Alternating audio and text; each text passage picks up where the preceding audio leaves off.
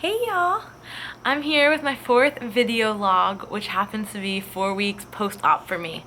So there's a lot that's happened since that last visit and a lot more that I can do, so I'm really excited to share with you guys what's been going on and what I'm allowed to do now. Alright, so I went to the doctor.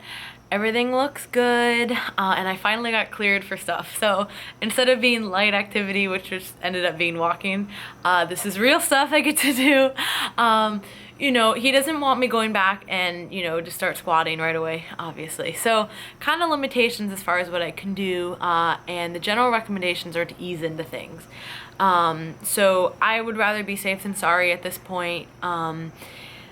So this, I've had 3 days of training so far. I'm filming this on Friday. So 3 days of training. I've done all just body weight and band resistant kind of stuff. So I've actually been really sore from that, which is kind of embarrassing. But, you know, obviously I haven't been training for a month, so that's kind of why. But so that's kind of what I've been doing. I'll probably do that for a few more days and then slowly get into you know, weighted leg workouts. I'm waiting on the upper body just because, again, I want to make sure everything's kind of settled and good to go. I don't want to rush anything. I'll probably start upper body training at the 6-week mark, which will be like, you know, a week and a half from now or so. So not the end of the world. I'm just happy to be able to do glute and leg type stuff. And I'm really happy to be sore. This is awesome. So I asked him about HIIT also, and the same kind of principle, just kind of slowly go into it. Not that I really planned on doing a lot of HIIT, but I figured I'd ask. And as far as the big lifts, a lot of people have been asking me about that. So at 12 weeks, it basically is like you never had surgery. So at that point, I can start, you know, the heavy compound lifts again, you know, squatting, deadlifting. I will not be benching, so I don't bench. I did for my meet, obviously, and I practice it then. You know, but after that, I haven't really done much. I'll occasionally do incline press, which I really, really like, barbell or dumbbell, and standing military press. So those are my kind of compound upper body lifts, but as far as benching, I really don't like it. It doesn't, you know, it's not very cohesive with a lot of my goals.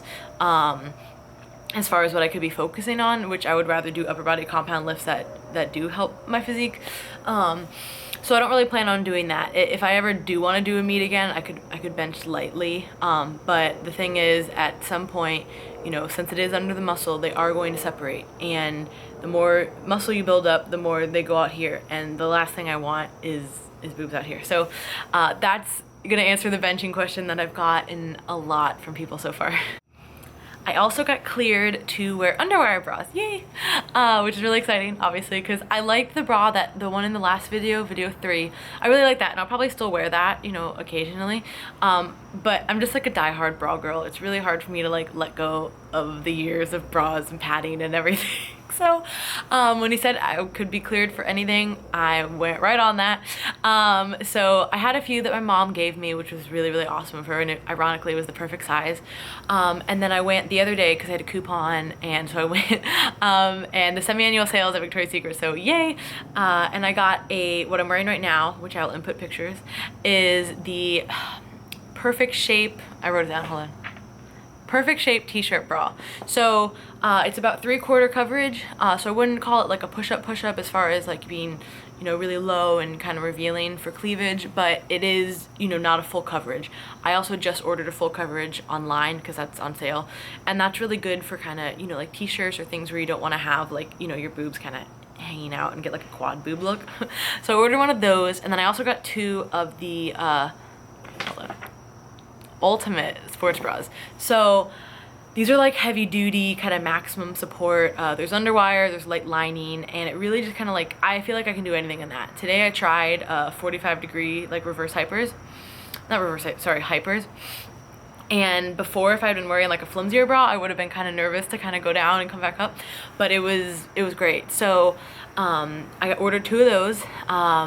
And I'll be wearing that for most of my, you know, training. Of course, I'll still wear like thinner, lighter bras too. but a lot of people think that once you get fake boobs that you don't have to wear a bra again, which you don't have to, I mean, obviously, but they do sag over time. And I, you know, if I'm training and doing things like that, that's kind of the motion that's gonna make them, you know, gravity take over. So when I'm just walking around and want to wear a tank top and like a very thin kind of bra, then that's perfect. But if I'm training, I'll probably wear something heavier duty, especially on, you know, like bigger training days. If I'm just going in to hit something light, probably not a big deal. Or, you know, but if I'm doing, you know, going for a walk, but if I'm doing like HIIT or something, I'll probably want more support. So all those bras, I got 36D, they all, it seems to fit great. And like I said, if I was a smaller size, I'd probably be a bigger, you know, bigger cup size. That's just how it works in the bra world. And I know everyone is kind of different with sizes, but so for me, on my frame, wide, with the 425, I'm a 36D at Victoria's Secret. That's the only place I've tried bras, but they're my favorite, so that's what I'll be wearing. The last thing that I'll be doing from now on is using Mederma, which is a scar cream. And my scar is very small, it's not very noticeable, but it's just something, you know, I figured they make stuff for it, I might as well use it. I'm not exactly sure when you would be able to start doing that if you did it, you know, before the 4-week mark, but, you know, I would probably suggest like no scabs or anything like that with the stitches. So I'd say probably wait 4 weeks. After your surgery to start using that, and I'll let everyone know if, you know, I do that for 8 weeks or until the bottle runs out, I guess. If it works. If it doesn't, I'll tell everyone don't waste your money, don't get it. But if it does help kind of lessen, then I'll be sure to kind of share that with you guys. But like I said, the scar is very, very small. It's about 2.5 inches, I think, and you know, it's underneath. I don't really care, but just want to, you know, have nothing and share, you know, what I am using. So I'll be sure to give a product review on Mederma after I've used it for 8 weeks. Thank you everyone who's watched this series and these first 4 videos. I really appreciate it, and I hope that it kind of sheds the light on the stuff that you maybe haven't heard from anyone or nobody really talks about, that kind of stuff, you know. I really think I took it step by step and maybe a little bit more in depth than anyone else has. So now the next part of this series is, you know, how I'm getting back into training and how I'm getting back into normal things. So like I want to, you know, talk about, okay, at 6 weeks I could lift this, I couldn't lift that, or, you know, like at the 12-week mark when I do get to go back to fully doing everything, you know, like how much has my strength gone down, and, you know, just stuff like that. So and the limitations I have during training. So I'm really excited to start capturing this part of the journey, and I hope everyone subscribes so that, you know, you can kind of keep up to date with all my videos. Thanks so much. Bye guys.